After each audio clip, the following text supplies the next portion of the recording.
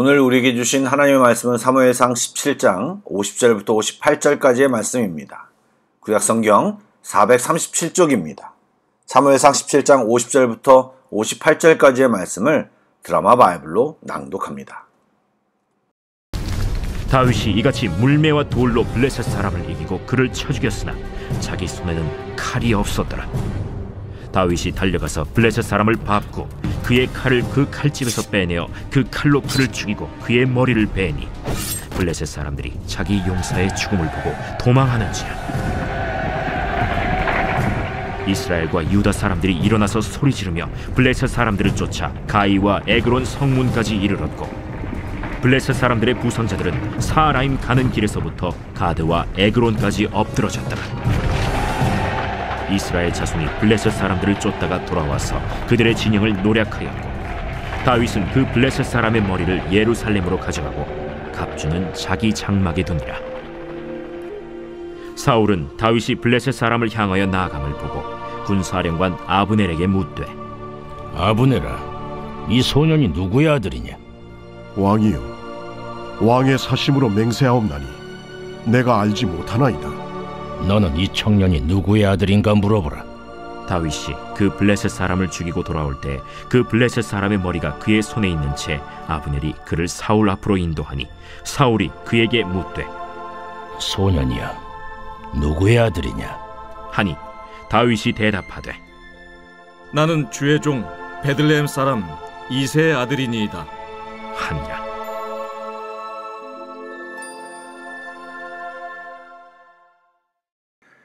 평안하십니까? 한 주가 정말 빨리 지나가는 것 같습니다. 벌써 금요일입니다. 사랑하는 여러분, 빠른 세월 속에 묻혀 살지 마시고 주님을 만나고 나를 향하신 주님의 놀라운 계획과 은혜를 알고 살아가는 귀한 믿음의 식구들 되시길 축복합니다. 오늘도 말씀과 기도를 통해 우리 모두에게 크신 은혜가 넘치기를 소망합니다. 아멘. 말씀을 나누겠습니다. 그동안 사무엘 17장 본문을 여러 개로 나누어 살펴보았는데 오늘은 마지막 부분입니다. 어제 본문에서 다윗은 물매로 골리앗을 쓰러뜨림으로 그동안의 전세를 완전히 뒤집었고 흥분한 이스라엘 군대는 파죽지세로 블레셋을 향해 진격했습니다. 블레셋 진영도 전혀 예상하지 못한 상황이었기에 허둥지둥 도망가기에 바빴고 승기를 잡은 이스라엘 군대는 블레셋 진영 깊숙이 들어가 노력하며 승리를 만끽했습니다. 말씀을 보면 다윗은 골리앗을 물매와 돌로 쳐 죽였지만 그 손에는 칼이 없었습니다. 다윗이 칼이 없었다는 사실은 그냥 상황을 묘사했다기보다 성경 저자의 의도가 있는 것입니다. 바로 골리앗을 쓰러뜨린 것이 온전히 하나님의 능력임을 말하고 있는 것입니다. 다윗이 이미 선포한 것처럼 전쟁의 승패가 창과 칼에 달려있는 것이 아니라 하나님께 달려있음을 부각시키는 것입니다.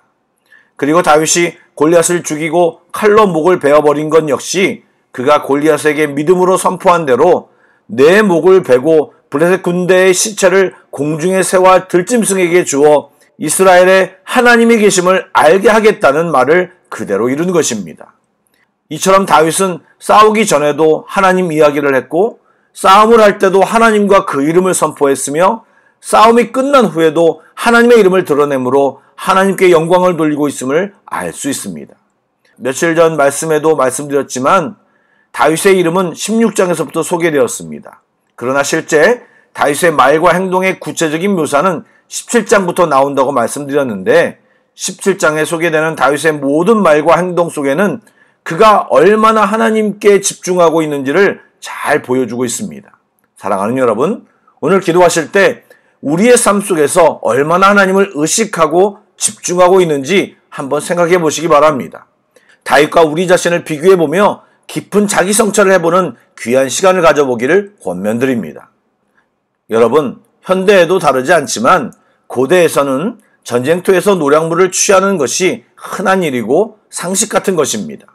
말씀을 보시면 전쟁의 승리의 계기는 다윗이 주었는데 가장 혜택을 본 사람들은 이스라엘 군사들임을 알 수 있습니다. 골리앗이 살아있을 때는 두려움에 사로잡혀 찍소리도 못했던 그들은 다윗이 골리앗을 죽이고 블레셋 군대가 도망치기 시작하자 갑자기 기세가 등등해져서 블레셋을 뒤쫓고 전리품을 취하느라 정신이 없습니다. 여러분, 이스라엘 군사들은 보이는 것에 집중되어 상황에 따라 부안해동하는 전형적인 어린아이 신앙인의 모습을 대변하고 있습니다. 스스로 하나님께 구하지 않고 하나님께 진중히 집중하지 못하고 세상 사람들과 거의 비슷하게 상황에 따라 불평하고 환호하는 그런 사람들입니다. 사랑하는 여러분, 우리는 이런 수준의 신앙에서 벗어나야 합니다. 우리 모두는 왕같은 제사장들임을 기억하셔야 합니다. 우리 모두는 다윗처럼 믿음을 사용하여 우리 앞에 있는 골리앗과 같은 문제와 대적들을 물리치고 주님이 예비하신 은혜와 축복을 계속 누리며 살 수 있는 사람들입니다. 그러므로 상황이 생기면 뒤로 숨고 불평하고 내 기도만 안 들어주신다는 신앙적 피해의식에 빠져 있고 기도는 목사나 믿음 좋은 사람들에게만 미루는 신앙인들이 되어서는 안 되는 것입니다. 기도는 내가 해야 하고 믿음을 사용하는 것도 내가 해야 합니다. 물론 처음부터 큰 골리앗은 힘들겠지만 작은 골리앗, 작은 문제를 이기는 연습을 해나갈 때 어느 순간 다윗처럼 큰 골리앗에게도 믿음을 사용할 수 있게 되는 것입니다. 아멘. 이후에 등장하는 사울과 군사령관 아브넬도 별반 다르지 않습니다. 그들은 이미 다윗을 알고 있었습니다.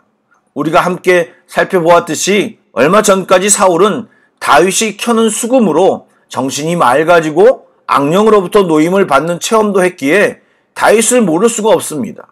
그러나 그들이 그동안 알고 인식하고 있던 다윗은 그냥 젊고 수금을 잘 타는 목동 소년이었습니다. 그런데 그들은 전쟁을 지휘하는 자들로서 골리앗을 어떻게 공략할지, 아니 전혀 감당이 불가능했던 골리앗을 한 방에 물리친 다윗을 보고 그들은 진심으로 놀란 것입니다. 도대체 우리가 알고 있는 수금을 타는 소년이 맞냐? 네 집 아들이냐? 대대로 싸움을 잘하는 집안이냐? 등등 새롭게 다윗을 인식하고 다윗에 대해 알고 싶어 물어본 질문인 것입니다.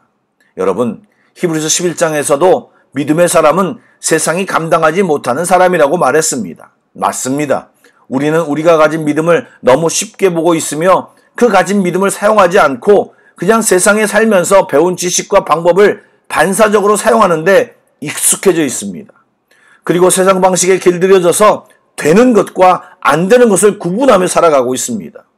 지금 사울과 아브넬은 그런 세상 방식에서 전혀 상대할 수 없는 골리앗을 만나 이길 수 없음을 판단했고 두려워 어찌할 바를 몰랐는데 하나님을 알고 믿음을 가진 다윗의 눈에는 진짜 골리앗이 말한 대로 개 한 마리 잡듯이 쉬운 일이었던 것입니다. 사랑하는 여러분, 이것이 우리가 가진 믿음의 본질이요 실체인 것입니다. 이제 알고 깨달아 그 믿음을 사용하는데 애쓰시길 권면드립니다. 그런데 우리가 알면서도 믿음을 잘 사용하지 않는 이유는 여러 가지가 있겠지만 가장 큰 이유는 사용하지 않아 익숙하지 않아서입니다. 우리가 그동안 세상 갑옷을 입고 싸우는 데만 익숙하고 믿음의 갑옷을 입고 싸우는 데는 왕초보인 것입니다. 이것을 인정하시고 이제 믿음의 갑옷을 제대로 입고 말씀과 기도를 사용하고 주님의 이름을 외치며 우리 앞에 있는 크고 작은 수많은 골리앗을 향해 나아가 그 머리를 베고 승리를 취하는 우리 모두가 되기를 주님의 이름으로 축복합니다. 아멘. 마지막으로 전쟁에서 노력질이 허용되는 이유는 목숨을 걸고 나온 전쟁터에서 수고하여 승리했으니 대가를 취하라는 것입니다. 그러나 다윗은 이스라엘 군사들처럼 흥분하여 전리품을 탐내지 않았고 묵묵히 있던 자리로 되돌아왔습니다. 왜냐하면 다윗은 본인 스스로 이 전쟁은 하나님께 속한 것으로 선포했고 본인이 뭔가를 했다기보다는 하나님께서 승리를 거저주셨음을 알았기 때문입니다. 이 전쟁은 하나님의 거룩한 전쟁으로 하나님께 영광을 돌려야 하는 것이 마땅하다고 생각했던 것입니다. 사랑하는 여러분, 이런 다윗의 멋진 모습이 우리 삶에도 있어야 하는 것입니다. 승리에 취해 마치 자기의 공인 양 내 전쟁으로 치부하고 나를 높이는 자는 그냥 노량물만 취할 뿐 하나님 안에 있는 풍성한 은혜와 축복을 취하지 못합니다. 이것으로 겸손을 말할 수도 있지만 이것은 지혜의 문제이고 믿음의 분량과 시각의 문제입니다. 사랑하는 여러분, 오늘 본문에 있는 다윗의 행동과 믿음을 보며 우리의 믿음 생활에 도전받는 귀한 이 아침이 되기를 주님의 이름으로 축복합니다. 아멘. 기도하겠습니다. 사랑의 하나님, 믿음을 수없이 말하며 다니지만 정작 믿음의 삶이 우리에게 없음을 고백합니다. 말씀도 듣고 기도도 하지만 삶을 살아가면서는 내 방식과 세상 상식으로 살았음을 인정합니다. 때로 믿음을 발휘해야 할 때도 용기가 없고 그게 될 거라는 불신앙으로 머뭇거렸습니다. 그러나 이제 다시 결단합니다. 어린아이 같은 신앙에 머물러 그리스도인인지 구분조차 힘든 삶을 사는 것이 아니라 주의 이름을 부르며 믿음으로 살아가는 몸부림을 시작하겠사오니 주여 도와주시고 우리들을 인도하여 주옵소서. 부르짖는 성도들에게 주님 성령의 충만함으로 함께하여 주시옵소서. 예수님의 이름으로 기도드립니다. 아멘. 계속해서 찬양 한 곡을 묵상하시고 합심기도와 개인기도로 나아가겠습니다.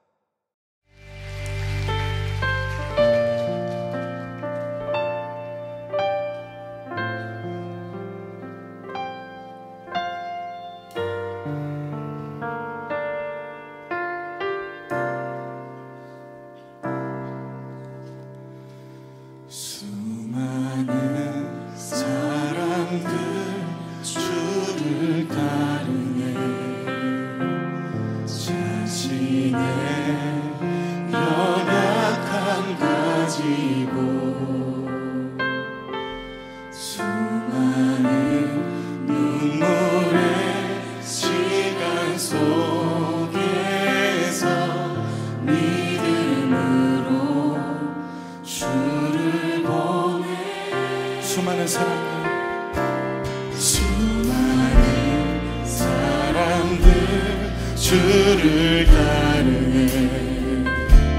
자신의 연약함 가지고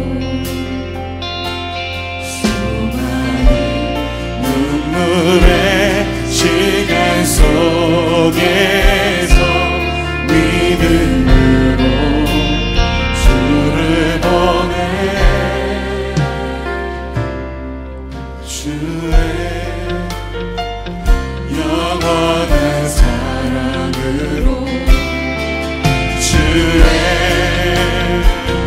말씀을 이루시네. 삶의 모든 문제들 나를 힘겹게 해도 포기하지 않는 오늘을 살아내리라. 소망이 보이지 않는 내 삶 속에 주님만이 소망되어 주의 뜻 이루시리라. 주님만이 나의 소망이 되십니다. 놓여진 상황 속에서 이겨낸 힘조차 없을 때 연약한 나에게 힘겨운 이길 믿음으로 나아가네. 주의 영원한 사랑으로 주의 말씀을 이루시네. 삶의 모든 문제들 나를 힘겹게 해도 포기하지 않는 오늘을 살아내.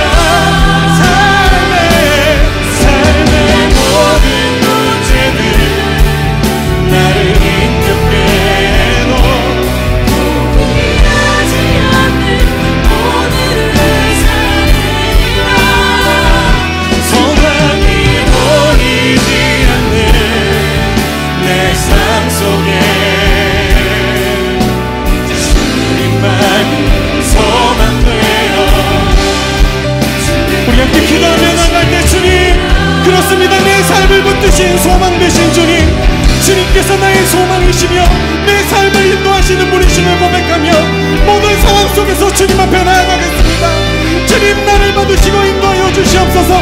우리 주 한 분의 지침을 기도합시다. 주여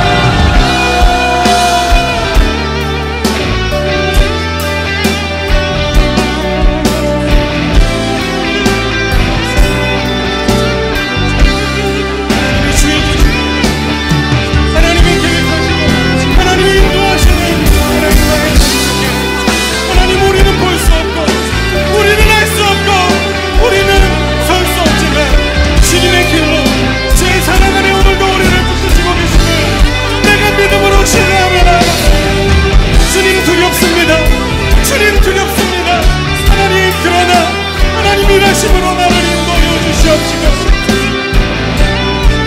주님의 은혜를 노래할 수 있도록 흔들어 주시옵소서. 삶의 모든 문제들 나를 힘겹게 해도 고민하지 않는 오늘은 사랑이라 소망이 보이지 삶 속에 주님만이 소망되어 주의 뜻 이루시 주님만이 소망되어 주의 뜻 이루시 주님만이 소망되어 주의 뜻 이루시리라.